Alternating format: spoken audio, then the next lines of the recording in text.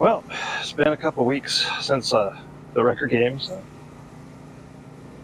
Like everybody else, I mean, we really enjoyed ourselves.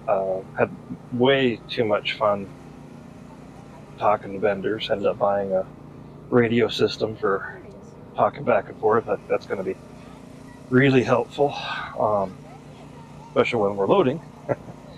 Had a good time. Visited with a lot of people from YouTube land that we'd watched videos from for years. And we're just really happy to meet them. I mean, it was a good experience. Unfortunately, I let the magic smoke out of my video editing computer shortly after I got back, so trying to add another hard drive and had a bad cable, so fried the motherboard. At any rate, got a new computer, got things going again, trying to get something together. Didn't spend as much time making videos as we did just enjoying ourselves. And I think a lot of people were in that same boat. There are plenty of videos been made. We arrived on bright and early on day 2, and because we'd driven all night, we didn't make it much into the early afternoon before we had to pack it in and go find our hotel room and figure out where we're going to park Shrek and the trailer and unload the Jeep. It's kind of scary driving that great big huge truck and that great big huge trailer amongst all these razors and side-by-sides that are zipping back and forth, and then people in their, fancy brand new 4x4 rigs, and it's like they're all zipping around us, and I might not know if I run over them. I mean, really, some of those cars won't even take up that much room in the fender wells. So it we're definitely used to being where we are in Wyoming, where there isn't anybody else around. I mean, we bring our own recovery stuff. So, and especially with the size of our truck, I mean, there isn't much around in our neighborhood to pull us out should we bite off more than we can chew. So I got a little bit of the vendor booths here recorded. Spent a little too much time recording a really interesting tow truck. It's made out of a 1917 Yellowstone tour bus that was converted to a tow truck in 1927, and then it got a serious upgrade. And the Freightliner cab over, or it was Kenworth cab over, 59 frame cab over.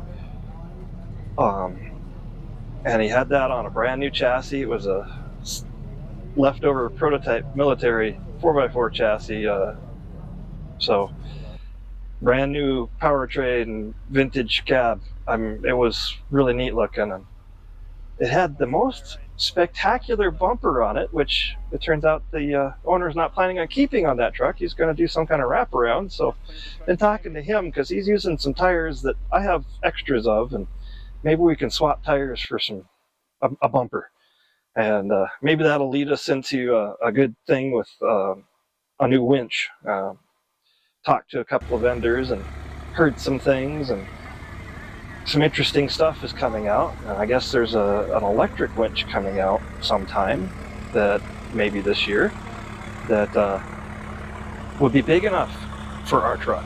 And I've been really steering away from the hydraulic winches that are commonly available for my truck, because I'd have to put a 50-gallon hydraulic tank somewhere on that rig in addition to a pump.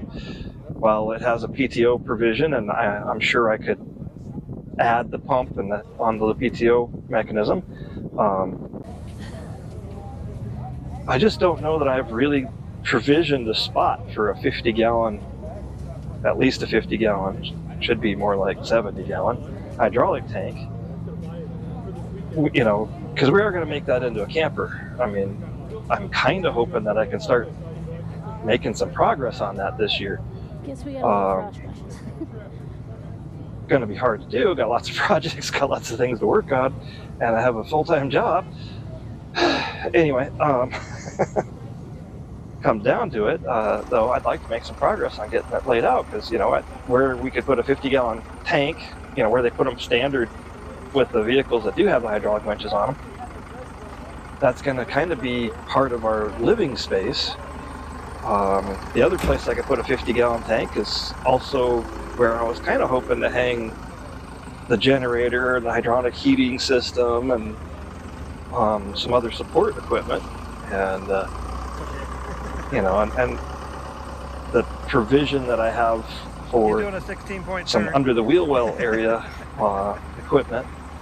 Oh, no, I mean, I think I'm going to get that stuff filled, get that capacity filled up in no time. And in case you're wondering, I am winging this. I don't have any notes or anything, so it's kind of blabbing. Practicing with some gear here, this microphone, and using our GoPro, and trying to get used to the equipment. I used to do this kind of stuff, not video blogging, but videography and photography 30, almost 40 years ago. And, you know, none of that was digital. I mean, well, you know, high 8, 8mm video, that was a long, long time ago. Anyway,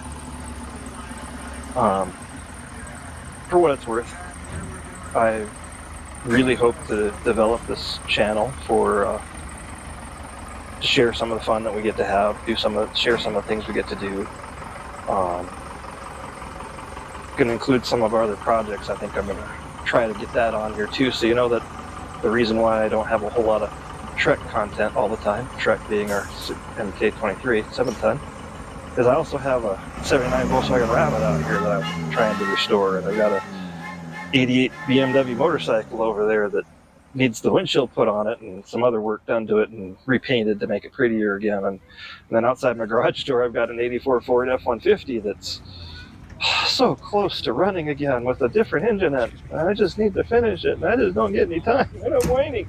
Anyway, and then I've got this garage, as you can see, it's piled high with everything. Supplies, parts. I mean, I'd be able to get a car in here if I could finish putting all the parts that I have over there for putting on Shrek.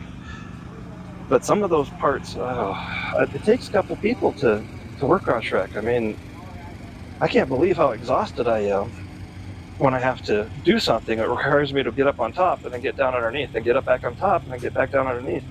Because, you know, that involves a step ladder. And you just don't appreciate that.